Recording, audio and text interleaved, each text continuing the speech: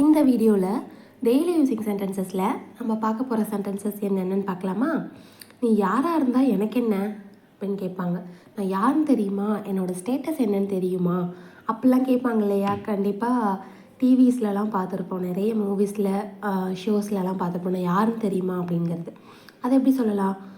Who you are makes no difference. நீ யாராக இருந்தாலும் எனக்கு ஒன்றும் பெருசாக தெரியாது அப்படிங்கிறது இந்த சென்டென்ஸோட மீனிங்.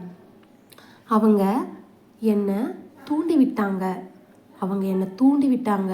இதை எப்படி சொல்லலாம்? ஒரு விஷயம் ஒரு விஷயத்தில் அவங்க வந்து நம்மளை தூண்டி விட்டுருப்பாங்க, நீ இதை பண்ணுன்னு சொல்லிட்டு.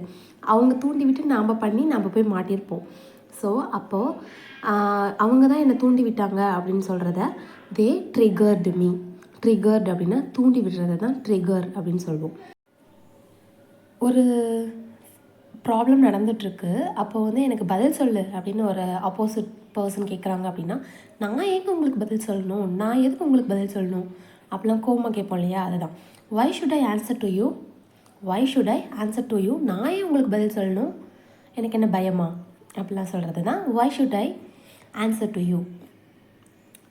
உனக்கு வேண்டாமா, உனக்கு வேண்டாமா. Do not you want, don't you want அப்படின்னு சொல்லலாம், டு நாட் யூ வாண்ட்னு சொல்லலாம். அப்படின்னா உனக்கு வேண்டாமா அப்படிங்கிற மீனிங். நெக்ஸ்ட்டு சென்டென்ஸ், அவர் உங்ககிட்ட அப்படி தான் சொன்னாரா, அவர் உங்ககிட்ட அப்படி தான் சொன்னாரா, இல்லை தப்பாக சொன்னாரா, இல்லை என்கிட்ட தான் வந்து அப்படி சொல்லிட்டு திரியிறாரா, இல்லை உங்ககிட்டயும் அப்படி தான் சொன்னாரா அப்படிலாம் கேட்பாங்க இல்லையா? அதை எப்படி கேட்கலாம்?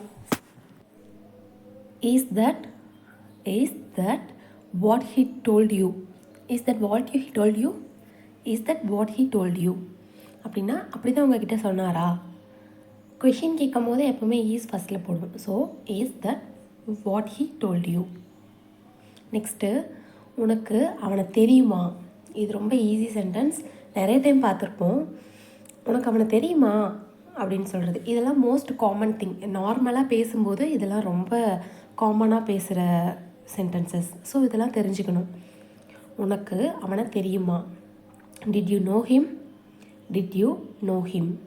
இந்த மாதிரி சின்ன சின்ன ஈஸியான இங்கிலீஷ் சென்டென்சஸ் கற்றுக்கிட்டாலே நீங்கள் ஃப்ளூவெண்ட்டாக இங்கிலீஷ் பேசலாம். ஏன்னா இந்த மாதிரி சென்டென்சஸ் தான் நம்ம மோஸ்ட்டாக யூஸ் பண்ணுவோம். உனக்கு அவனை தெரியுமா, நீ சாப்பிட்டியா, நீ தூங்குனியா, எப்போ வந்த, அந்த மாதிரி தான் கேட்போம் இல்லையா? அதெல்லாம் தெரிஞ்சுக்கிட்டாலே ஈஸியாக இங்கிலீஷ் பேசலாம். நீங்கள் சாப்பிட்டீங்களா, நீங்கள் சாப்பிட்டீங்களா, இது எப்படி சொல்லலாம்? நீங்கள் சாப்பிட்டீங்களா. Did you eat, did you eat, did you eat அப்படின்னா நீங்கள் சாப்பிட்டீங்களா அப்படிங்கிற கேட்குறதா கொஷின். நெக்ஸ்ட்டு சென்டென்ஸ், நீங்கள் இன்னும் சாப்பிட்லையா. ஒருத்தர்கிட்ட நம்ம சாப்பிட்டீங்களான்னு கேட்குறோம், அவங்க வந்து நம்மக்கிட்ட இல்லைங்க இன்னும் சாப்பிடலை அப்படிம்பாங்க. நீங்கள் இன்னுமா சாப்பிடலை, வாங்க போய் சாப்பிடலாம் அப்படிலாம் கூட்டிகிட்டு போவாங்க இல்லையா? ஃபங்க்ஷன்ஸ் எல்லாம் நிறைய இருக்கும்.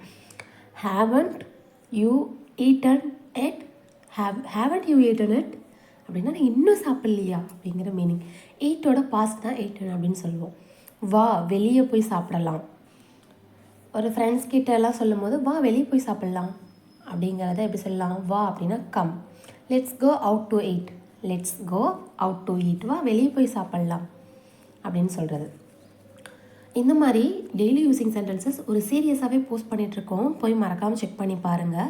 உங்களுக்கு இன்னும் எந்த மாதிரி வீடியோஸை சேஞ்ச் பண்ணிக்கிட்டால் ஈஸியாக இருக்கும்னு எனக்கு கமெண்ட் செக்ஷனில் கமெண்ட் பண்ணுங்கள். நான் அதுக்கு தகுந்த மாதிரி வீடியோஸ் போடுறேன். And stay tune for next video. Next வீடியோவில் இன்னும் இன்ட்ரெஸ்டிங்கான சென்டென்சஸ் கற்றுக்கலாம். டாட்டா பாய்.